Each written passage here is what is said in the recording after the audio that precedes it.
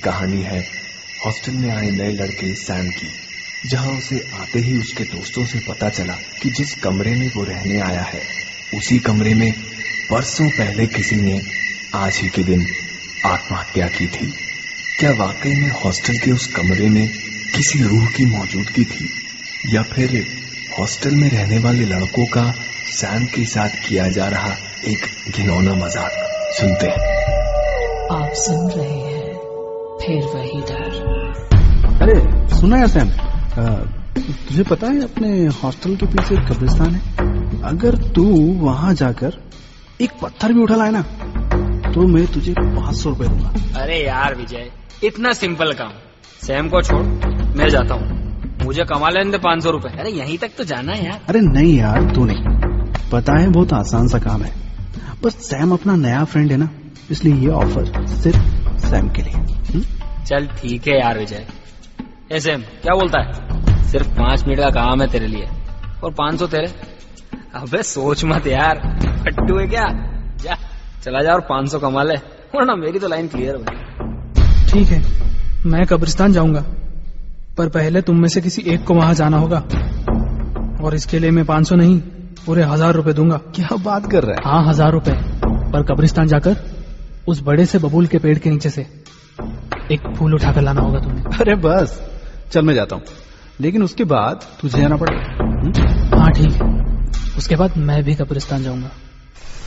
और सैम का दोस्त विजय 12 बजते ही कब्रिस्तान की सीमाएं उसकी टूटी दीवारों को लांघ गया। चारों तरफ अंधेरा फैला था, जानवरों की अजीब सी आवाजें जैसे सन्नाटे की पहरेदारी कर रही थी। विजय एक पल को ठिठक गया, तभी पीछे से अजीब सी आवाज आई और विजय ने अपने कदम तेजी से आगे बढ़ा लिए। कुछ देर चलकर उसे अंधेरा ओढ़े बबूल का एक पेड़ दिखाई दिया। वो थोड़ा और आगे बढ़ा और उस पेड़ के नीचे पहुंच गया। वहां बहुत से टूटकर गिरे फूल पड़े थे, पर बबूल का पेड़ तो पूरी तरह से जला हुआ था। उस पर फूल तो दूर, एक सूखा पत्ता तक नहीं था। फिर ये बबूल के फूल पेड़ के नीचे कैसे आए? विजय को डर जैसे छूकर गुजर गया। उसने शर्त के मुताबिक जल्दी से फूल उठाकर वहां से भागना चाहा, और जैसे ही फूल उठाने के लिए झुका, उसकी नजर एक कब्र पर पड़ी। इस कब्र से जुड़ा ऐसा क्या राज था जिसे देखकर विजय के होश उड़ गए? जानते हैं कहानी के अगले भाग में। आप सुन रहे हैं फिर वही डर। ये कहानी है हॉस्टल में आए नए लड़के सैम की, जहां उसे आते ही उसके दोस्तों से पता चला कि जिस कमरे में वो रहने आया है उसी कमरे में बरसों पहले किसी ने आज ही के दिन आत्महत्या की थी। क्या वाकई में हॉस्टल के उस कमरे में किसी रूह की मौजूदगी थी, या फिर हॉस्टल में रहने वाले लड़कों का सैम के साथ किया जा रहा एक घिनौना मजाक?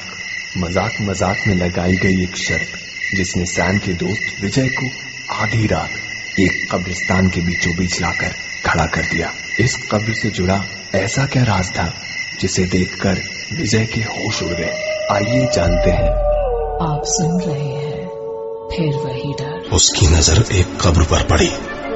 उसे काटो तो जैसे खून नहीं, ये सैम की कब्र थी, और सैम कब्र के ठीक पीछे खड़ा था। अचानक सैम ने हंसना शुरू कर दिया। उसकी हंसी से डरकर कब्रिस्तान भी जैसे रोने लगा। विजय चीखा, चिल्लाया, पर उसकी आवाज डर की हदों से बाहर नहीं जा पाई। सैम ने उसे घूर कर देखा और बबूल से लटक रही कुछ रस्सियों ने विजय की गर्दन को जकड़ लिया। धीरे धीरे विजय के पैर हवा में और आंखें बाहर आने लगी। अचानक एक झटके ने विजय को जमीन से 4 फीट ऊपर उठा लिया। विजय अब हवा में लटक रहा था। उसकी आंखों से खून की बूंदें सैम की कब्र पर टपकने लगी और सैम हंसने लगा जोर से। और जोर से।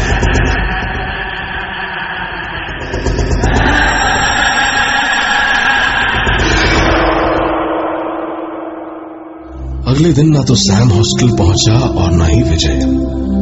कहा जाता है कि सैम की शक्ल और हुलिया उस लड़के से हूबहू मिलता था जिसने 7 साल पहले उसी हॉस्टल के उसी कमरे में खुद को पंखे से लटका लिया था।